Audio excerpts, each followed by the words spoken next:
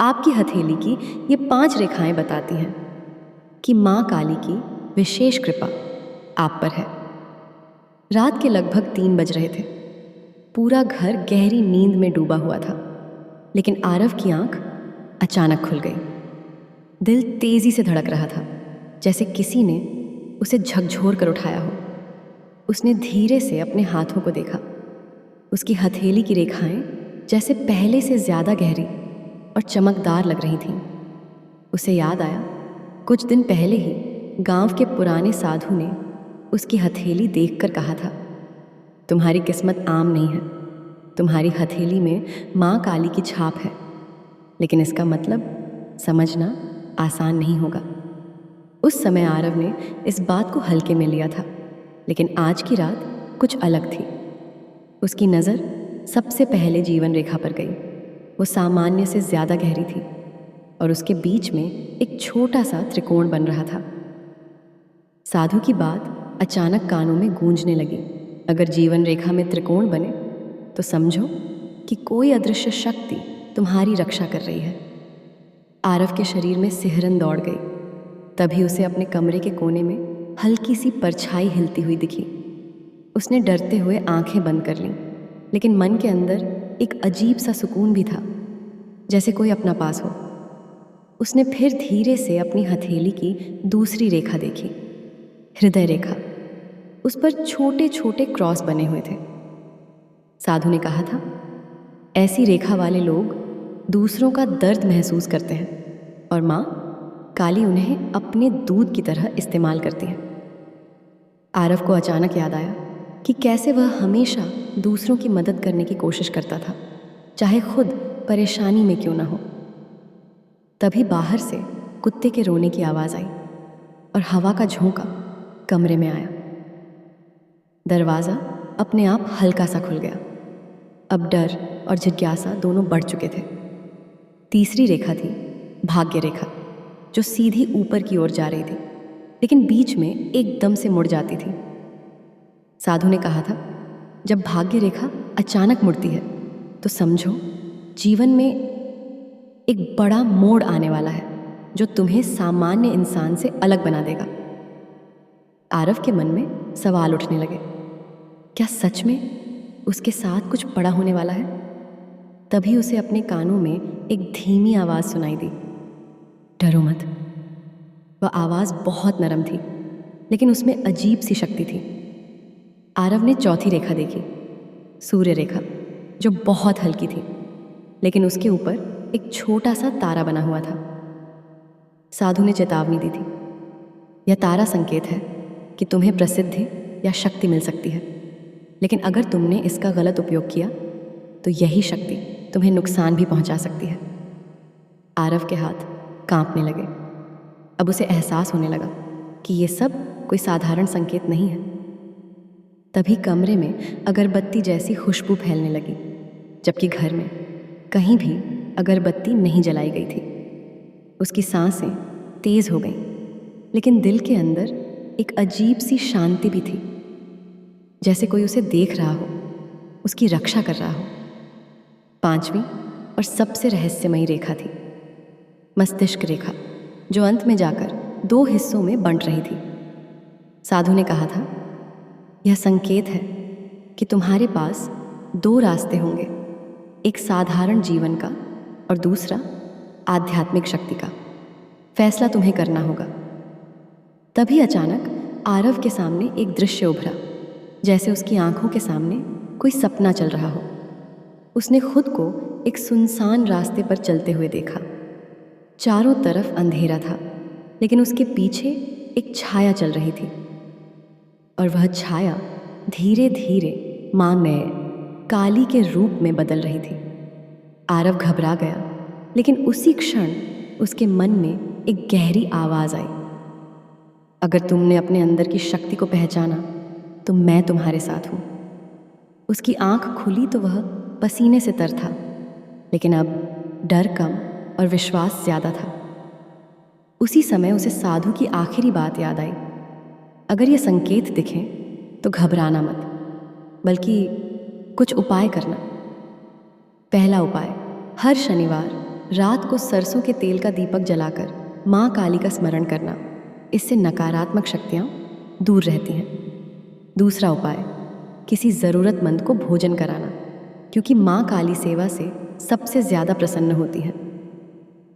तीसरा उपाय, अपने मन को साफ रखना, क्योंकि ये शक्ति केवल उन्हीं के पास टिकती है जिनका दिल सच्चा होता है। आरव ने उसी रात ये तीनों उपाय करने का निश्चय किया, लेकिन जैसे ही वह बिस्तर से उठने लगा, उसकी नज़र फिर से अपनी हथेली पर गई। इस बार रेखाएं और भी ज़्यादा चमक रही थीं और उस त्रिकोण के बीच में जैसे हल्की सी लाल रोशनी झिलमिला रही थी। तभी दरवाजे के पास फिर से वही परछाई दिखाई दी, लेकिन इस बार वह डरावनी नहीं थी। वह जैसे उसे बुला रही थी और आरव धीरे धीरे उसकी तरफ बढ़ने लगा और आरव धीरे धीरे उस परछाई की तरफ बढ़ने लगा। उसके कदम अपने आप उठ रहे थे, जैसे कोई अदृश्य शक्ति उसे खींच रही हो। जैसे ही वह दरवाजे के पास पहुंचा, अचानक हवा तेज हो गई और कमरे की लाइट हल्की हल्की झिलमिलाने लगी। उसका दिल जोर जोर से धड़क रहा था, लेकिन इस बार डर के साथ साथ एक अजीब सा भरोसा भी था, जैसे जो होने वाला है वो पहले से तय है। उसने धीरे से दरवाज़ा पूरी तरह खोल दिया। बाहर घना अंधेरा था, लेकिन उसी अंधेरे के बीच उसे एक हल्की सी लाल आभा दिखाई दी, जो धीरे धीरे उसकी तरफ बढ़ रही थी। आरव की नज़र फिर अपनी हथेली पर गई। अब उसकी पांचों रेखाएं जैसे जीवित हो उठी थीं। उनमें हल्की हल्की गर्मी महसूस हो रही थी। तभी उसके कानों में फिर वही आवाज़ गूंजी, अब पीछे मत हटना। और उसी पल उसके सामने का दृश्य बदल गया, जैसे वह अपने घर के बाहर नहीं बल्कि किसी पुराने श्मशान के बीच खड़ा हो। चारों तरफ सन्नाटा, हवा में राख की गंध और दूर कहीं जलती हुई चिता की हल्की रोशनी। आरव के पैर कांप गए, लेकिन वह रुका नहीं। तभी उसके सामने एक बूढ़ी औरत प्रकट हुई, जिसके चेहरे पर रहस्यमयी मुस्कान थी। उसने आरव की तरफ देखा और कहा, तुम्हें बुलाया गया है। हर किसी को यह अवसर नहीं मिलता। आरव ने डरते हुए पूछा, कौन बुला रहा है मुझे? औरत ने उसकी हथेली पकड़ ली। जैसे ही उसका स्पर्श हुआ, आरव के पूरे शरीर में बिजली सी दौड़ गई। उसने कहा, तुम्हारी ये रेखाएं, ये सिर्फ रेखाएं नहीं हैं, ये माँ काली का संकेत है कि तुम चुने गए हो। आरव के मन में हजारों सवाल उठने लगे, लेकिन शब्द जैसे उसके गले में अटक गए। तभी उस औरत ने उसकी मस्तिष्क रेखा पर उंगली रखी और बोली, दो रास्ते हैं तुम्हारे सामने, एक आसान, एक कठिन। आसान रास्ता तुम्हें सामान्य जीवन देगा, लेकिन कठिन रास्ता तुम्हें वो शक्ति देगा जो बहुत कम लोगों को मिलती है। आरव की सांसें तेज हो गईं, लेकिन मैं कैसे जानूं कि कौन सा रास्ता सही है? औरत हल्के से मुस्कुराई, सही और गलत कुछ नहीं होता, सिर्फ तुम्हारा इरादा मायने रखता है। तभी अचानक जमीन हिलने लगी और चारों तरफ से अजीब अजीब आवाजें आने लगीं, जैसे कोई अदृश्य शक्ति जाग रही हो। आरव घबरा गया, लेकिन उसने अपनी आंखें बंद कर लीं और मन ही मन माँ काली का नाम लेने लगा। तभी उसके अंदर एक अलग ही ऊर्जा का संचार हुआ, जैसे कोई शक्ति उसके भीतर प्रवेश कर रही हो। जब उसने आंखें खोली तो वो औरत गायब थी, लेकिन उसके सामने एक काली छाया खड़ी थी, जिसकी आंखें लाल आग की तरह चमक रही थीं। आरव के शरीर में डर की लहर दौड़ गई, लेकिन उसी क्षण उसकी हथेली की सूर्य रेखा चमक उठी और उसे साधु की बात याद आई, अगर कभी डर लगे तो अपनी शक्ति को याद करना। आरव ने हिम्मत जुटाई और जोर से बोला, मैं डरूंगा नहीं। जैसे ही उसने ये कहा, उसकी हथेली से एक हल्की सी रोशनी निकली और वो काली छाया धीरे धीरे पीछे हटने लगी। तभी उसके कानों में एक गूंजती हुई आवाज़ आई, यही तुम्हारी परीक्षा है। आरव समझ चुका था कि ये सब उसे डराने के लिए नहीं, बल्कि उसे मजबूत बनाने के लिए हो रहा है। उसने धीरे धीरे अपने कदम आगे बढ़ाए और हर कदम के साथ उसकी हिम्मत बढ़ती गई। तभी अचानक उसके सामने फिर वही दो रास्ते प्रकट हुए। एक रास्ता सीधा और उजला, दूसरा घुमावदार और अंधेरे से भरा। आरव कुछ पल के लिए रुका। उसका दिल कह रहा था कि उजला रास्ता आसान है, लेकिन उसकी आत्मा उसे अंधेरे रास्ते की तरफ खींच रही थी। तभी उसकी हृदय रेखा में हल्की सी जलन महसूस हुई और उसे याद आया, माँ काली अपने भक्तों को कठिन रास्ते से ही महान बनाती हैं। उसने गहरी सांस ली और अंधेरे रास्ते की तरफ कदम बढ़ा दिया। जैसे ही उसने पहला कदम रखा, उसके चारों तरफ की हवा भारी हो गई, लेकिन उसके अंदर का डर अब धीरे धीरे शक्ति में बदल रहा था। और उसी पल उसकी भाग्य रेखा में एक तेज चमक उठी, जैसे उसके जीवन का सबसे बड़ा मोड़ शुरू हो चुका हो। तभी अचानक पीछे से किसी ने उसका नाम पुकारा, आरव।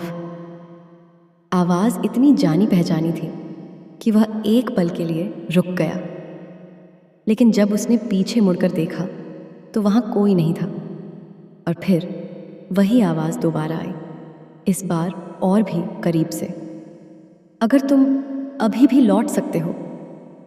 आरव के कदम थम गए। उसका मन एक पल के लिए डगमगाया, लेकिन तभी उसकी हथेली की वो पांचों रेखाएं एक साथ चमक उठीं, जैसे उसे याद दिला रही हूं कि वो कौन है और उसे क्या बनना है और उसे क्या बनना है। यह एहसास जैसे उसके अंदर आग की तरह जल उठा। आरव ने अपनी मुट्ठी कस ली। उसकी हथेली की पांचों रेखाएं अब साफ साफ चमक रही थीं, जैसे उनमें कोई दिव्य ऊर्जा प्रवाहित हो रही हो। उसने बिना पीछे देखे अंधेरे रास्ते पर एक और कदम बढ़ाया, और जैसे ही उसने ऐसा किया, पीछे से आती आवाज़ अचानक डरावनी हंसी में बदल गई। अब लौटने का रास्ता खत्म हो चुका है, लेकिन इस बार आरव नहीं रुका। उसका डर अब संकल्प में बदल चुका था। जैसे जैसे वह आगे बढ़ता गया, उसके आसपास का अंधेरा और गहरा होता गया। हवा ठंडी और भारी हो गई और अचानक उसके सामने एक विशाल दरवाज़ा प्रकट हुआ, जिस पर अजीब सी आकृतियाँ उकेरी हुई थीं, कुछ रोती हुई, कुछ हंसती हुई और कुछ ऐसी जिनका चेहरा ही नहीं था। आरव के कदम अपने आप धीमे हो गए। तभी उसकी जीवन रेखा में फिर से वही हल्की गर्मी महसूस हुई, जैसे कोई उसे हिम्मत दे रहा हो। उसने हाथ आगे बढ़ाकर दरवाजे को छू लिया। जैसे ही उसका स्पर्श हुआ, दरवाज़ा अपने आप चरमराते हुए खुल गया। अंदर का दृश्य देखकर उसकी सांस रुक गई। चारों तरफ धुंध थी और उस धुंध के बीच उसे अपने ही जीवन के दृश्य दिखाई देने लगे। उसका बचपन, उसके डर, उसकी गलतियाँ, और वो पल जब उसने किसी की मदद करने के बजाय खुद को बचाने का फैसला किया था। उसके दिल में एक टीस उठी। हृदय रेखा अचानक जलने लगी। उसे समझ आ गया, ये उसकी आत्मा की परीक्षा है। तभी एक भारी आवाज़ गूंजी, अगर तुम आगे बढ़ना चाहते हो तो अपने सबसे बड़े डर का सामना करो। और उसी पल धुंध से एक आकृति बाहर आई। वह आरव खुद था, लेकिन आंखों में नफरत, चेहरे पर गुस्सा और आवाज़ में अंधकार। तू कभी काबिल नहीं था, तू सिर्फ डरता रहा। आरव के कदम पीछे हट गए। ये उसका ही अंधेरा रूप था। कुछ पल के लिए उसका आत्मविश्वास टूटने लगा, लेकिन तभी उसकी मस्तिष्क रेखा में तेज झंझनाहट हुई। उसे साधु की बात याद आई, सबसे बड़ी लड़ाई अपने अंदर से होती है। आरव ने आंखें बंद की, गहरी सांस ली और धीरे से कहा, हाँ, मुझसे गलतियां हुई हैं, लेकिन मैं उनसे भागूंगा नहीं। जैसे ही उसने ये स्वीकार किया, उसके सामने खड़ा उसका अंधेरा रूप चीखने लगा और धीरे धीरे धुएं में बदलकर गायब हो गया। अचानक पूरे स्थान में एक तेज रोशनी फैल गई और उसी रोशनी के बीच एक विशाल काली छाया प्रकट हुई। इस बार वह डरावनी नहीं थी, बल्कि शक्तिशाली और शांत थी। उसकी आंखों में आग थी, लेकिन उस आग में विनाश नहीं, संरक्षण था। आरव घुटनों पर गिर गया। उसका सिर अपने आप झुक गया। उसके कानों में गूंजा, तुमने पहला चरण पार कर लिया। आरव की आंखों से आंसू बहने लगे। डर, राहत और भक्ति सब एक साथ। तभी उसकी सूर्य रेखा में बना तारा तेज चमकने लगा और उसके शरीर में एक अलग ही ऊर्जा भरने लगी। लेकिन तभी वह आवाज फिर आई, अभी यात्रा खत्म नहीं हुई है।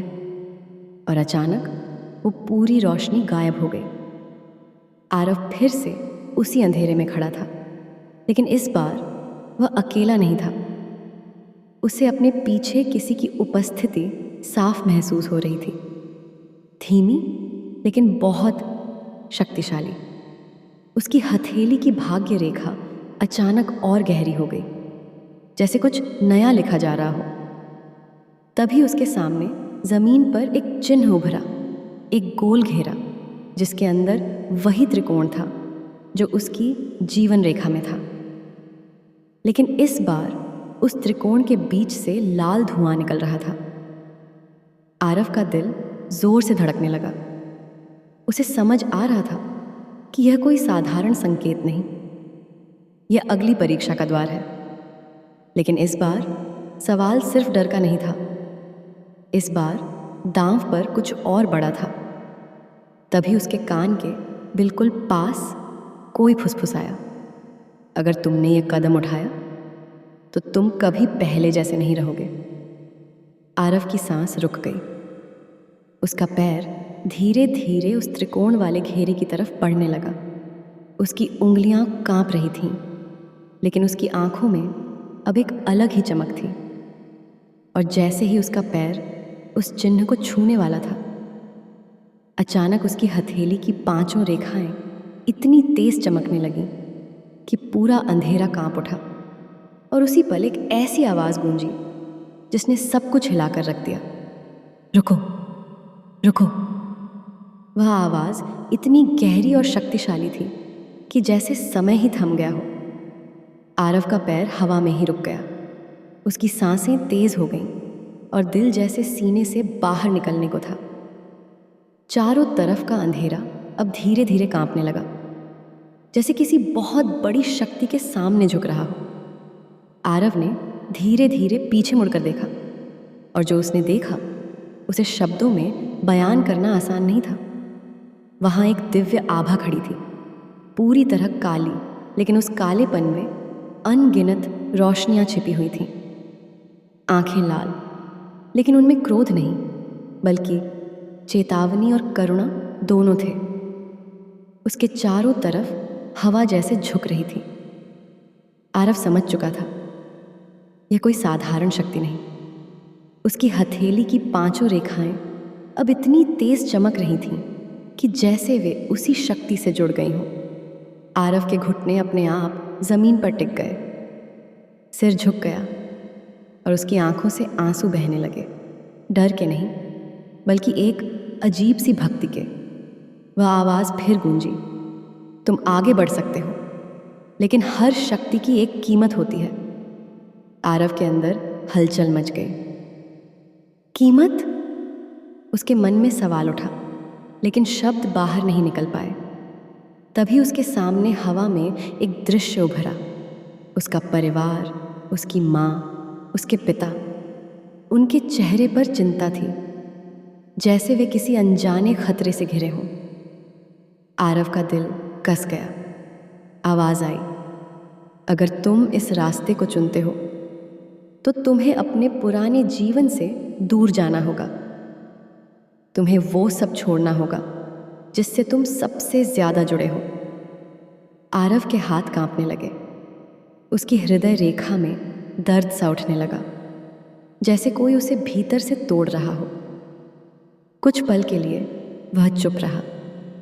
उसकी आंखों के सामने उसकी माँ की मुस्कान, उसके पिता की उम्मीदें घूमने लगीं। क्या वह सच में सब कुछ छोड़ सकता है? लेकिन तभी उसकी मस्तिष्क रेखा में तेज झटका सा लगा, जैसे किसी ने उसे याद दिलाया, तुम्हें चुना गया है। आरव ने धीरे धीरे अपनी आंखें बंद की, गहरी सांस ली और बोला, अगर ये रास्ता मुझे मजबूत बनाता है, अगर इससे मैं अपने परिवार की रक्षा कर सकता हूँ, तो मैं ये कीमत चुकाने के लिए तैयार हूँ। जैसे ही उसने ये कहा, उसके सामने खड़ी वह दिव्य शक्ति कुछ पल के लिए शांत हो गई। फिर उसके चारों तरफ लाल आभा घूमने लगी। याद रखना, आवाज़ अब और भी गहरी हो गई। शक्ति का उपयोग रक्षा के लिए करो, अहंकार के लिए नहीं। अचानक आरव के पैरों के नीचे का वह त्रिकोणीय चिन्ह जलने लगा। लाल रोशनी उसके पूरे शरीर में फैलने लगी। उसे लगा जैसे उसका शरीर जल रहा हो। लेकिन यह आग दर्द की नहीं थी, यह बदलाव की थी। उसकी भाग्य रेखा अब पूरी तरह बदल चुकी थी।